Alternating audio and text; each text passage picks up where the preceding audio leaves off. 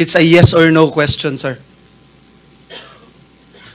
Wow, You don't looking, even know? You're looking for your lawyers? Wow. I invoke my right for self-incrimination, Your Honor. Okay. Ano? Can you repeat your answer? Wow. Can you repeat your answer, Mr. Arevalo?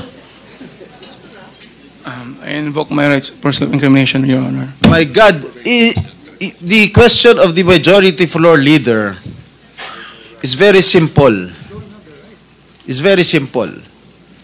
Do you have any ghost project in any of the areas here in the Philippines? Answer.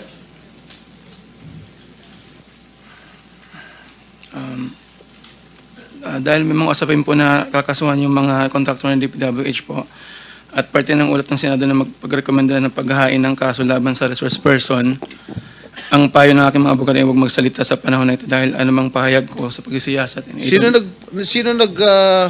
utos sa'yo na huwag magsalita?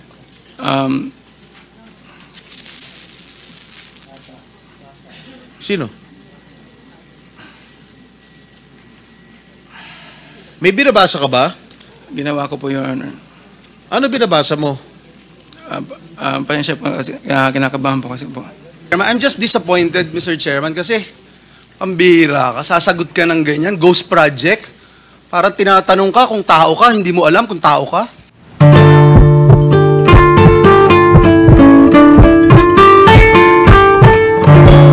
Joel. Napakabait po ng chairman natin, pero yung buong buhay ko dito sa Senado, halos isang dekada na, ngayon ko lang na-experience na pag nasa leadership ka, kailangan mong magparaya at maghintay. Thank you, Mr. Chairman. Mr. Chairman, let me go straight to the point. No,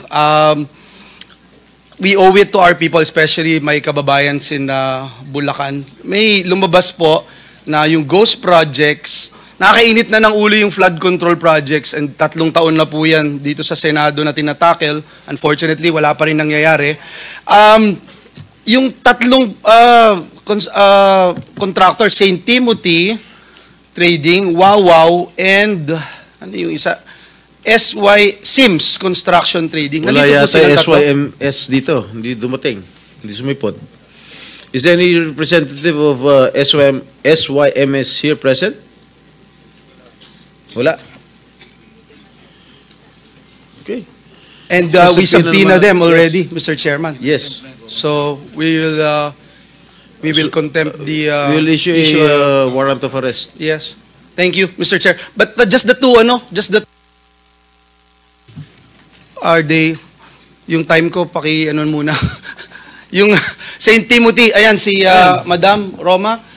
St. Timothy and I think Wawaw is here. Yeah, St. Timothy, meron kayong ghost project sa Bulacan? Mr. Chair, wala po. Categorically. Tapos yung Wawaw?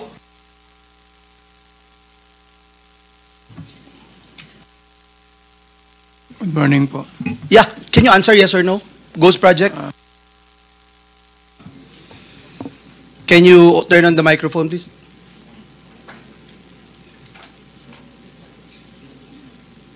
It's a yes or no question, sir. Wow, you're You don't even know? You're looking for your lawyers? Wow. I invoke my right for self-incrimination, Your Honor. Okay. Ano? Can you repeat your answer? Wow. Can you repeat your answer, Mr. Arevalo? I invoke my right for self-incrimination, Your Honor. My God, the question of the majority floor leader is very simple. It's very simple.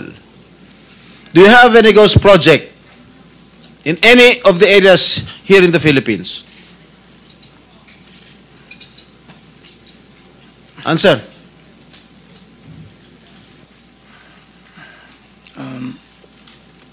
Dahil may mga usapin po na kakasuhan yung mga kontraktor ng DPWH po at parte ng ulat ng Senado na magpagrekomenda ng paghahain ng kaso laban sa resource person, ang payo ng aking mga abogado ay huwag magsalita sa panahon na ito dahil anumang pahayag ko sa pagsisiyasat. Sino utos sa'yo na huwag magsalita?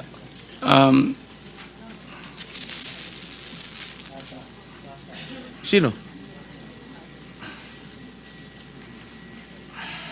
May binabasa ka ba? Ginawa ko po, Your Honor. Ano binabasa mo?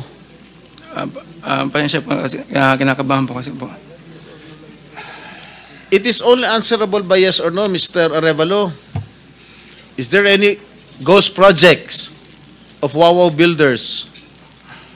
This is what I discovered, and the former secretary confirmed during the first hearing that there indeed are ghost projects. Bine-verify pa po namin, Your Honor, ang ano kung meron po talaga. Ano ka ba sa Wawaw? Are you the owner? Yes po, Your And you Honor. should know. Majority Leader, it's your time, huh?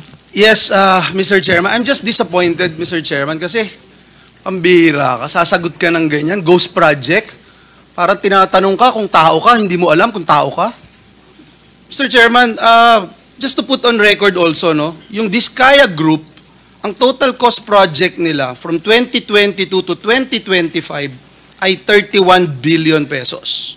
31 billion pesos dito sa siyam na kumpanya na ito. Yung Sims at yung Wawaw Builders, at dun sa 31 billion, Mr. Chairman, 3 billion nasa Bulacan, Region 3, if I'm not mistaken. 2.8 billion sa Bulacan. Yung Sims, tsaka yung Wawaw, meron pong 4 billion at 1.2 billion sa Bulacan. May I know from COA kung na-audit nyo po itong tatlo na itong binanggit ko na ito, na kumpanya?